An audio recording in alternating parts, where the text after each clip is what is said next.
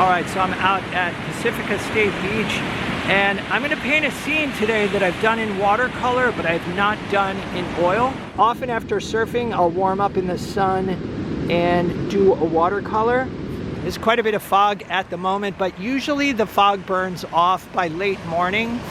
So I'm hoping within a half hour or so, the fog will lighten up a bit.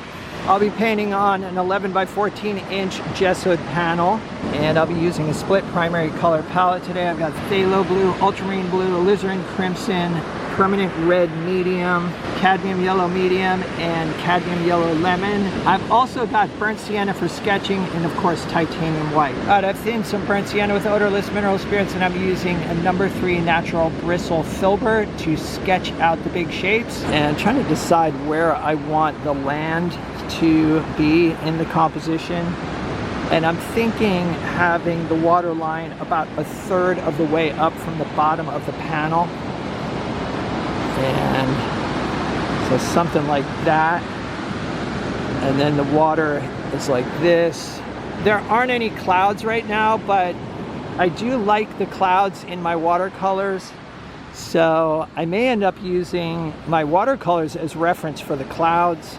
There's also some distant land out here. All right, so at this point, I've got all the big shapes mapped out. I just stepped back about 10 feet to see if I like the composition.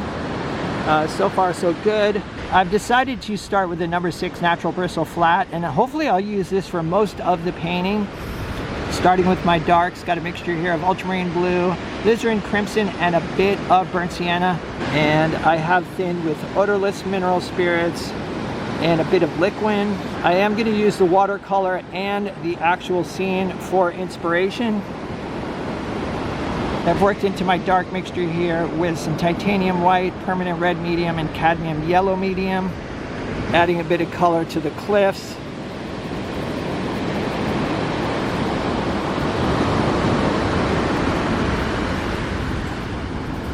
I often find that it takes me longer to do small paintings just because the shapes are so small, but I am going to try to finish this painting as quickly as possible. For the distant cliffs, I've got a mixture of ultramarine blue and titanium white. I do want these distant cliffs to be somewhat saturated. They are dark in value, but hopefully the blue color will push them into the distance. That does seem a bit dark, so I may lighten those up, but that's a good starting point. For the shadows on the clouds, I'm starting with a mixture of ultramarine blue, titanium white, and a bit of phthalo blue. And I may adjust this color, we'll see. I'm using the watercolor as reference for this color. And there's some cloud shapes up top as well.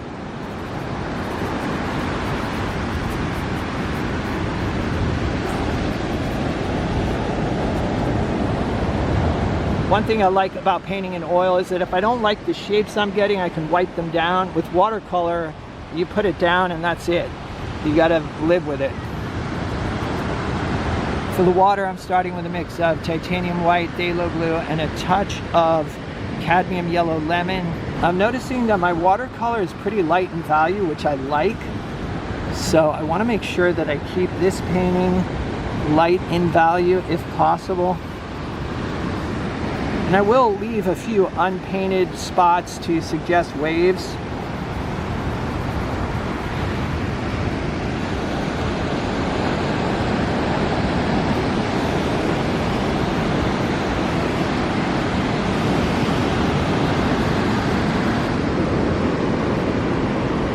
I added some cadmium yellow medium for the water in the foreground.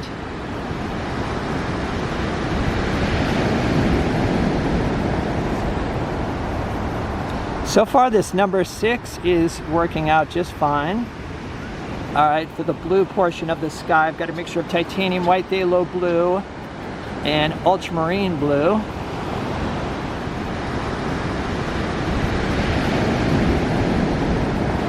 I am using the dark part of the sky here to carve out the cloud shapes. At first I was hesitant to paint in watercolor because I felt like I needed to put all my time and effort into oil painting, which I think in the beginning was a good thing to do. But in reality, painting watercolor has been really helpful for my oil painting. With oil painting, you can kind of jump in and just go for it. And then if things aren't working out, you can scrape it down and try again. But with watercolor, you can't do that. You've really got to think things out. And so that is something that I've actually started doing more with my oil paintings. Another takeaway has been to leave the mixes a little bit lighter in value and not make them too dark, which I kind of already mentioned. So I've gone with a purple color here for the wet sand, mixing into an existing pile of paint here. I've added some titanium white, and then I added a bit of cadmium yellow medium and some of this dark mixture over here. And it does look a bit too gray. I'd like to add some more warmth to it, which I will do in subsequent layers of paint. But this is a decent starting point. So at this point, the block in is complete. I step back about 15 feet to see if I like the shapes, and I do. I've been painting for about 30 minutes. The next step is to come in with more accurate colors and thicker paint. First step is to reinforce the darks, still using the number 6 Natural Versal Flat. I don't have a lot of control with this brush, but that is what I like about it. I don't want to be too careful. I like the magic that happens when you are slightly out of control. As I've said before, I feel like the magic occurs where control meets chaos. If there's too much control in your painting, there's no magic. And then if there's too much chaos in your painting, there's often no magic either. I'm doing this painting without my glasses, which is sort of like a forced squint. And if I do wear my glasses, I will squint to throw the scene out of focus so that I just focus on the shapes as opposed to the details. I've added a little bit of alizarin crimson to the portion of the clouds that's in shadow. All right, that looks pretty good, but I don't want the cloud color and the sand color to be too similar. I may adjust this back more towards an ultramarine, we'll see.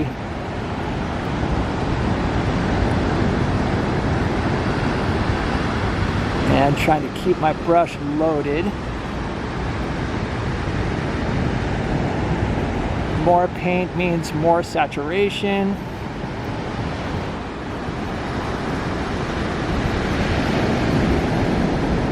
I've lightened the value of the distant cliffs, and I've also punched up the saturation a bit by adding some more ultramarine. The saturated ultramarine is nice because it is the complement of the orange in the cliffs. So there's a nice complementary relationship going on there. Adding some titanium white to create some atmosphere. There's a bit of mist over the water. Darkening up the water at the horizon. And I've also added a bit of blue to it. The water has more yellow in it as it gets closer to shore.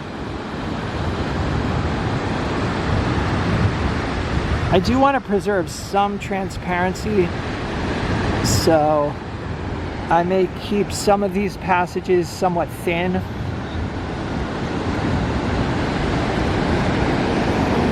Lightening the value of the clouds with some thick paint. And I'm keeping in mind that I don't want the sky to be too chunky, because if it is, then the sky comes forward in the picture plane, and I want it to seem light and airy. So I'm trying to get a balance of noticeable brush strokes, but also an airy feel. I'm using titanium white and burnt sienna for the light portion of the clouds.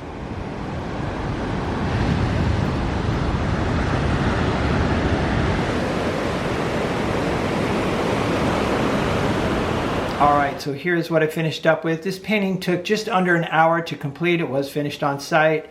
I have not made any touch-ups. However, I will probably add a few rocks along the shoreline here to break up this straight line. As I mentioned, this painting was inspired by watercolors I've done of this particular scene, and I did find it helpful having done the watercolors before. I think it influenced me to keep my values lighter, in particular in the sand and in the water as well. Overall, I'm happy with the way this came out. I do think that this subject or this composition would benefit from a larger canvas, so that may be something I'll experiment with in a future video. All right, so I hope you guys enjoyed this video. Let me know what you think in the comments. If you'd like to see some extra videos and help support the channel, there's a Patreon link down below. It's the Patreon support that helps keep me making these videos, and it's much appreciated. There's also a PayPal tip jar down below, so check it out. Other than that, stay creative. I'll see you guys in the next video.